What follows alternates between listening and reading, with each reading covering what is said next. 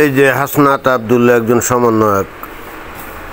ভাতিজা হাসনাত আবদুল্লাহ, তুমি যে কথাবার্তাগুলো বলছো বুঝে শুনে বলছো নাকি না তারুণ্যের উচ্ছ্বাসে দিক বিদিক জ্ঞান হারা হয়ে বলছো? কি এই ভূখণ্ডে আমরা থাকবো, না হয় আওয়ামী লীগ থাকবে, এটা কোনো কথা হলো?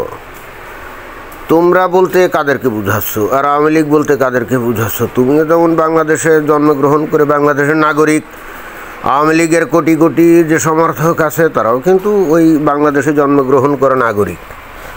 অতএব তোমরা থাকবা, না হলে আওয়ামী লীগ থাকবে, এটা কোন ধরনের কথা? তোমরা সবাই থাকবা, এটাই তো নিয়ম। হতে পারে আওয়ামী লীগের যে শাসন আমল সেটা 15-16 বছর ধরে নাগাড়ে বাংলাদেশে ছিল।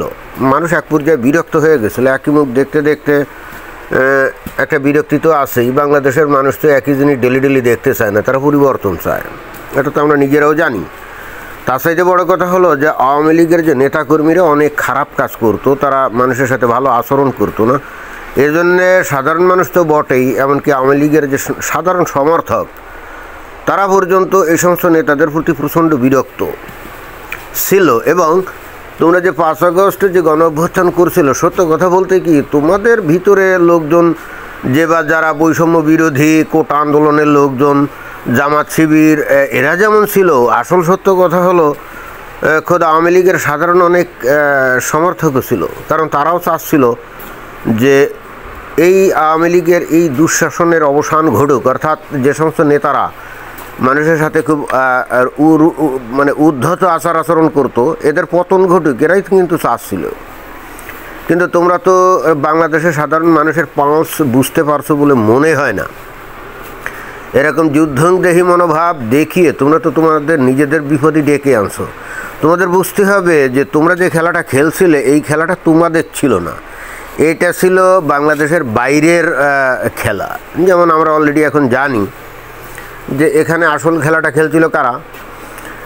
আমেরিকার ডিপ স্টেট, ওই যে ডোনাল্ড ব্লু, এবং তারাই কিন্তু বস্তুত এই খেলাটা খেলছিল এবং অনেক দিন ধরে খেলানোর চেষ্টা তারা করে যাচ্ছিল। বিশেষ করে 2014 সালের পর থেকেই 2014 সালের পর থেকেই তারা এই খেলাটা খেলে আসছিল।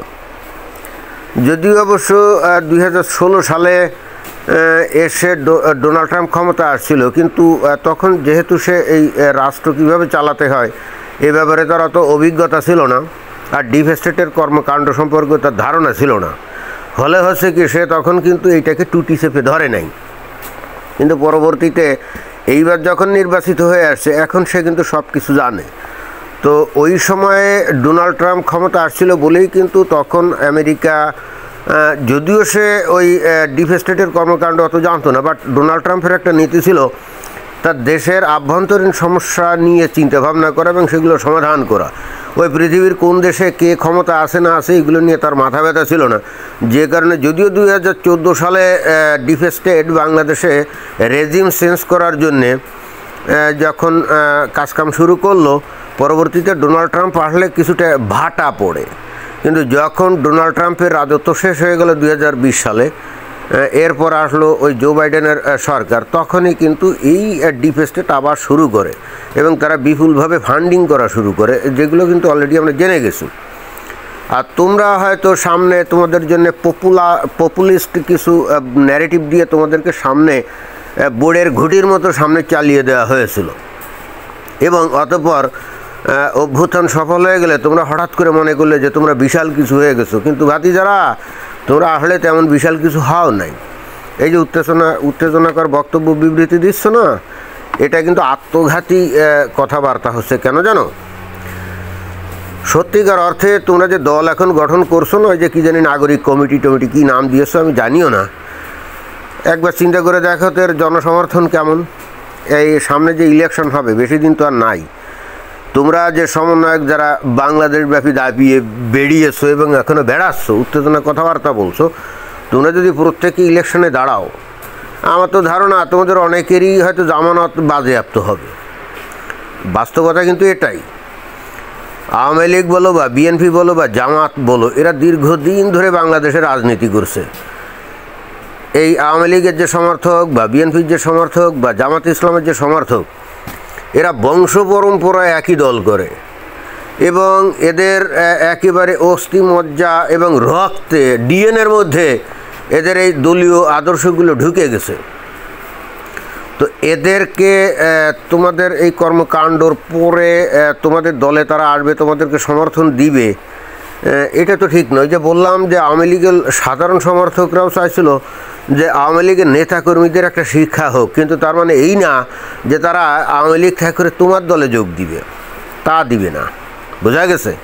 আওয়ামী লীগের সাধারণ সমর্থক ওরাই চায় যে আওয়ামী লীগের একটা শিক্ষা হোক এবং আওয়ামী লীগ যেন পুনর্গঠিত হয়, সংস্কার হয়, পুরনো যে সমস্ত উদ্ধত টাইপের বেয়াদব টাইপের নেতা টেতা আছে এগুলোকে বাদ দিয়ে নতুন প্রজন্মের ভদ্র শিক্ষিত সজ্জন মানুষ যেন নেতৃত্বের আসনে চায়। তাহলে দেখবা যে রাতারাতি আওয়ামী লীগ কমপ্লিটলি নতুন শক্তি নিয়ে মাঠে ঝাঁপিয়ে পড়ছে।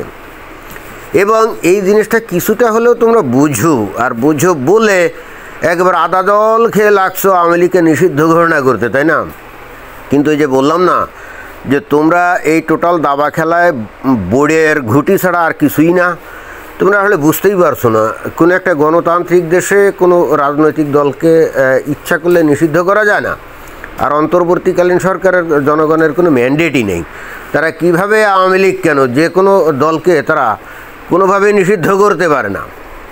একটা জিনিস চিন্তা করে দেখো যে দীর্ঘদিন ধরে আওয়ামী লীগ ক্ষমতায় ছিল এবং একটা গণতান্ত্রিক দেশে এই যে জামাত ইসলামের যে সংবিধান, ওই সংবিধানটা কিন্তু বাংলাদেশের সংবিধানের সাথে যায় না, কিন্তু তারপরেও কিন্তু দীর্ঘদিন ধরে এই আওয়ামী লীগ কিন্তু জামাত ইসলামকে নিষিদ্ধ করতে পারে নাই।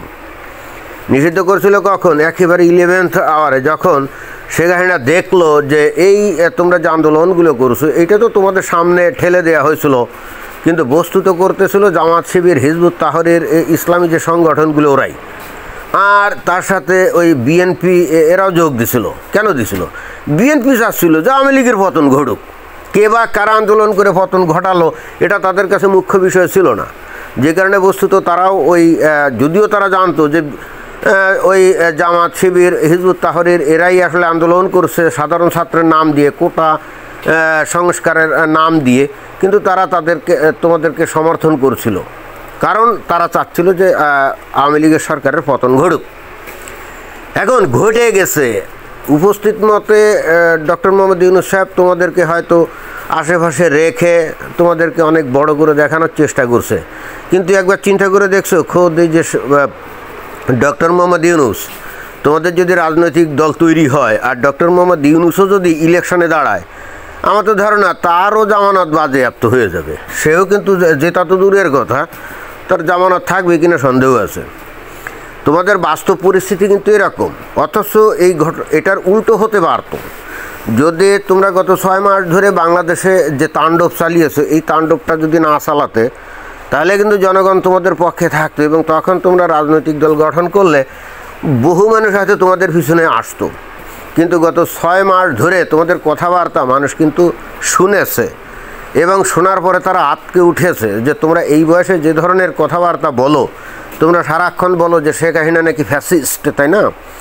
অথচ শেখ হাসিনা তার যতদিন ক্ষমতায় ছিল তার মুখ থেকে যে ধরনের কথা আমরা শুনি নাই, তোমরা এই 6 মাসে যে কথাবার্তা মানুষের সামনে তুলে ধরেছো, যে ধরনের হুঙ্কার দিয়েছো বা হুঙ্কারমূলক কথাবার্তা বলেছো, এগুলো শোনার পর জনগণের কিন্তু মোহ কিন্তু ভঙ্গ হয়ে গেছে। জিনিসটা আসলে তোমরা এখনও উপলব্ধি করতে পারো নাই, আর না পেরেই এই সমস্ত কথাবার্তাগুলো বলছো যে তোমরা থাকবে না হলে আওয়ামী লীগ থাকবে।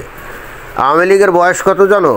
তোমার বাপের বয়স, এমনকি তোমার দাদার বয়সের চাইতেও বেশি। বাংলাদেশে আওয়ামী লীগ একেবারে তৃণমূল পর্যায়ে বিস্তৃত, কোটি কোটি লোক, মিনিমাম 40% লোক আওয়ামী লীগ করে।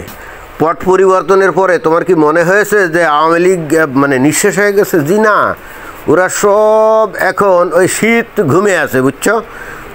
পরিস্থিতি একটু পাল্টাইলেই দেখবা যে তারা জোয়ারের মতো মাঠে চলে আসবে, আর তখন তোমাদের কিন্তু চিহ্ন খুঁজে পাওয়া যাবে না। এটাই বাস্তবতা, এটাই কিন্তু বাস্তবতা। বর্তমানে সমস্ত রকম প্রশাসন তোমাদের চাপে পড়ে আওয়ামী লীগকে দমন করার চেষ্টা করছে, কিন্তু আসলে দমন পীড়ন যত হয় সেই দল কিন্তু আরও শক্তিশালী হয়। এই যে তোমরা যে 5 আগস্ট এত শক্তিশালী হয়ে গেছিলে কী জন্যে? কারণ তোমাদের উপর দমন নিপীড়ন হচ্ছিল, তাই না? যে কারণেই কিন্তু সাধারণ মানুষ তোমাদের পক্ষে চলে আসছিল। বাট দমন নিপীড়নের পরে যখন তোমরা সাকসেসফুল হয়ে গেলে, এরপর মানুষজন কিন্তু তোমাদের কাছ থেকে খুব সুন্দর সুন্দর গঠনমূলক কথাবার্তা আশা করছিল, যে তোমাদের কাছ থেকে সুন্দর সুন্দর কথাবার্তা আশা করছিল। কিন্তু বয়সের তোড়ে হোক আর অভিজ্ঞতার ঘাটতির কারণে হোক, তোমাদের কাছ থেকে মানুষ কিন্তু সুন্দর কথা শোনে নাই, বরং উল্টে তোমাদের কাছ থেকে শুনেছে খালি হুঙ্কার। মানুষ হুঙ্কার শুনতেও রাজি আছে, কিন্তু সেই সাথে যদি দেশের অর্থনৈতিক পরিস্থিতি, সাধারণ মানুষের জীবনে স্বস্তি, এসবগুলো যদি অন্তর্বর্তীকালীন সরকার যদি প্রতিষ্ঠিত করতে পারতো, তাহলেও কিন্তু কিছুটা হলেও মানুষ হয়তো তোমাদের হুঙ্কার শুনতো। তো এগুলোর তো কোনো কিছুই হয় নাই। অর্থাৎ দেশের মানুষ এখন মনে করে যে তোমাদের হাতে দেশ ভীষণ রকম অনিরাপদ, এবং এখন বস্তুত দেশের মানুষ হাঁপ ছেড়ে বাঁচতে চায়, তোমাদের কাছ থেকে কিন্তু বেসিক্যালি মানুষ মুক্তি চায়। আর এই জিনিসটা তোমরা মনে হয় কিছুটা হলেও বুঝে যাওয়াতে একেবারে মরণ কামড় দেওয়ার জন্যে তোমরা প্রস্তুত হচ্ছ। সেটা কি? এই যে আওয়ামী লীগকে নিষিদ্ধ করতে হবে। জি, এটা করা সম্ভব না। আর ওই যে প্রথমেই বলছিলাম না, তোমরা দাবার ঘুঁটির মতো ব্যবহৃত হয়েছো। ওই আমেরিকার সেই ডিপ স্টেট পাল্টে গেছে, ডোনাল্ড ট্রাম্প ক্ষমতায় চলে আসছে, সব এলোমেলো হয়ে যাচ্ছে। ক্লিয়ার? সুতরাং বাংলাদেশের ভবিষ্যৎ নির্ধারণ করবা তোমরা না, বাংলাদেশের ভবিষ্যৎ নির্ধারিত হবে 7 সাগর 13 নদীর দেশে আমেরিকাতে, বুঝছো? এখন নরেন্দ্র মোদী সেখানে নাজির। এখন দেখো, আজকেই তো মিটিংয়ে ডোনাল্ড ট্রাম্পের সাথে কথাবার্তা বলার কথা। গতকাল তো অলরেডি তুলসী গ্যাবার্ডের সাথে কথাবার্তা বলে ফেলছে। তো এই সমস্ত এখন কি হতে যাচ্ছে আমরা ঠিক জানি না। তবে বাংলাদেশের পরিস্থিতি যে আমূল পাল্টে যাওয়ার সম্ভাবনা তৈরি হয়ে গেছে, এতে কোনো সন্দেহ নাই। আজ বাদে কাল যদি আমেরিকা চাপ দেয় এই বাংলাদেশের সরকারের ওপরে যে আওয়ামী লীগ রাজনীতি করবে, তারা মাঠে নামলে তাদের উপরে কোনো অত্যাচার নির্যাতন করা হবে না, এই ধরনের একটা ভিতর থেকে যদি নির্দেশ এই ডক্টর মোহাম্মদ ইউনূস সরকারের কাছে আসে, কি পরিস্থিতি হবে বুঝতে পারছো? এই 6 মাস ধরে আওয়ামী লীগের উপরে যত অত্যাচার নির্যাতন করছো, পাবলিক কিন্তু সেটাকে আওয়ামী লীগ যে 15-16 বছর ধরে যে অত্যাচার নির্যাতন যেগুলো করছে না, পাবলিক কিন্তু এগুলো ভুলে গেছে। তোমরা যেভাবে তাদের বাড়িঘর ভাঙছো, এবং নট অনলি দ্যাট, ভয়ঙ্কর যে ঘটনাটা ঘটিয়েছো সেটা হলো 32 নম্বর বাড়িটাকে ভেঙে গুড়িয়ে দেওয়ার পরে গোটা বাংলাদেশের, এমনকি আওয়ামী লীগ তো বটেই, বিএনপি সহ সাধারণ মানুষও কিন্তু এখন আওয়ামী লীগের প্রতি সিম্প্যাথেটিক হয়ে গেছে। এই 32 নম্বর বাড়িটা ভাঙ্গা ছিল তোমাদের ভয়ঙ্কর রকম একটা ভুল। অর্থাৎ তোমাদের যেটুকু সম্ভাবনা ছিল 32 নম্বর বাড়িটা ভেঙে ফেলে তোমাদের সম্ভাবনা একেবারে পুরো শেষ করে ফেলছো। কেন জানো? কারণ দেশের মানুষ 32 নম্বর বাড়িকে খালি বঙ্গবন্ধু শেখ মুজিবুর রহমানের বাড়ি, আওয়ামী লীগের সভানেত্রী শেখ হাসিনার বাপের বাড়ি বলে মানে না। ওই 32 নম্বর বাড়িটাকে বাংলাদেশের মানুষ মনে করে এটা বাংলাদেশের অস্তিত্বের সাথে ওতপ্রোতভাবে জড়িত। ক্লিয়ার? অর্থাৎ বঙ্গবন্ধু যে মানে এই জায়গায় আওয়ামী লীগ দীর্ঘদিন ধরে যে ভুলটা করছে সেটা হলো বঙ্গবন্ধুকে শুধুমাত্র তাদের সম্পত্তি হিসাবেই তারা ব্যবহার করতো। এইটা ছিল তাদের ভয়ঙ্কর রকমভাবে একটা পলিটিক্যাল রং ডিসিশন। বঙ্গবন্ধু আওয়ামী লীগের কিছু না, বঙ্গবন্ধু হলো বাংলাদেশের। ক্লিয়ার? প্রত্যেকটা স্বাধীনতাকামী, প্রত্যেকটা স্বাধীন সার্বভৌম বাংলাদেশের মানুষের সম্পদ। কারণ আজকে আমরা স্বাধীন দেশে বসবাস করি, এটা শুধুই মাত্র বঙ্গবন্ধুর জন্ম হয়েছিল বলেই। ওই যে হুট করে তোমরা মৌলানা ভাসানীকে আনতেছো, সোহরাওয়ার্দীকে আনতেছো, জি না। যেমন এই যে এত আন্দোলন সংগ্রাম, তোমাদের সাথে অনেক লোকজনই তো ছিল, তাই না? কিন্তু ফাইনালি গোল করছিল কারা? তোমরা। এই যে 5 আগস্টের যে গণ অভ্যুত্থানে তোমরা এবং আরও 4-5 জন আসো না, তোমরাই তো আসলে গোল করছিলে, তাই না? ভবিষ্যতে ইতিহাস যদি লেখা হয় তাহলে তোমাদের নামই মানুষ স্মরণ করবে, এর পেছনে আর কারা কে কোন গোপনে কুশীলভ ছিল তাদের কথা স্মরণ করবে না। তো ওই বাংলাদেশের স্বাধীনতার বিষয়টাও তাই। অবশ্যই মৌলানা ভাসানী তাদের অবশ্যই অবদান আছে, কিন্তু গোল করছিল কিন্তু শেখ মুজিবুর রহমান। বুঝতে হবে, একটা ফুটবল খেলায় সব 11 জনই খেলায়, নাম হয় কার? ওই যে স্ট্রাইকারের, ওই মেসির, রোনাল্ডোর, তাই না? ওই নেইমারের, ওই গোলকিপার কে ছিল, ব্যাকে কে খেলছে, ওদের নাম হয় না, কিন্তু তাই বলে ওরা কি খেলায় না? তো তোমরা যে ভয়ঙ্কর ভুলটা করছো, তোমরা যে স্ট্রাইকার তাকে বাদ দিয়ে তোমরা ওই গোলকিপার কে ছিল, ওই ডিফেন্সে কে খেলছে, তাদেরকে সামনে আনার চেষ্টা করছো। এটা ছিল তোমাদের ভয়ঙ্কর রকমভাবে একটা ভুল। আর প্রকৃত সত্য হলো তোমরা তো একটা বিভ্রান্ত জেনারেশন। তোমরা আসলে নিজেরাও জানো না যে তোমরা আসলে কী চাও। লেখাপড়া খুব একটা করো নাই, হয়তো বিশ্ববিদ্যালয়ে ভর্তি হয়েছিলে, পড়াশুনো কতদূর কী করছো একমাত্র তুমি আর আল্লাহ জানে, এর বাইরে কেউ জানে না। তবে ওই তার বাইরে যে লেখাপড়া খুব বেশি করছো, সমাজ নিয়ে অথবা রাজনীতি নিয়ে অথবা দর্শন নিয়ে অথবা বিজ্ঞান নিয়ে কতদূর কী পড়ছো একমাত্র তোমরাই ভালো জানো। বাট তোমাদের আচার আচরণ কথাবার্তায় স্পষ্ট বোঝা যায় তোমাদের লেখাপড়ার গভীরতা খুবই কম। তোমরা হলে বিভ্রান্ত একটা জেনারেশন, এবং যে জেনারেশন ভয়ঙ্কর রকমভাবে ধর্মান্ধ, এবং এটাই হয়ে গেছে ভয়ঙ্কর সমস্যা, বুঝছো? তো যাই হোক, তুমি যে কথাবার্তা বলছো যে তোমরা থাকবে নাইলে আওয়ামী লীগ থাকবে, দেখা যাবে। আর কয়েকটা দিন ওয়েট করো যে দেশে কারা থাকে, বুঝছো? তো এখনও সময় আছে, কথাবার্তা আমার মনে হয় যে সংশোধন করা উচিত। উত্তেজনা কথাবার্তা এগুলো সাধারণ পাবলিক গ্রহণ করে না, বুঝতে হবে। এই যে তোমরা এই সমস্ত কথাবার্তা বলছো না, এখনও তোমাদের পিছনে যারা আছে, তোমাদের এই উদ্ধত কথাবার্তা শুনে তারা আঁতকে ওঠে যে এগুলো বলে কি, 8 দিনের ফোলা পাইন, গলা মুখে টিপ দিলে এখনও দুধ বেরোয়, এ সমস্ত বলে কি, এরা নিজেদেরকে কি মনে করে? বোঝা গেছে? আমার ধারণা খোদ তোমাদের পরিবারে তোমার মা বাবা পর্যন্ত তোমাদের এই আচরণগুলো তারা মেনে নেয় না। আমি জানি না বাস্তবে সেটা ঠিক কি না, তবে আমার কেন জানি মনে হয় তোমাদের মা বাবাও মাঝে মাঝে তোমাদেরকে সতর্ক করে যে এইভাবে কথা বলো না। তো এটাই ছিল বক্তব্য।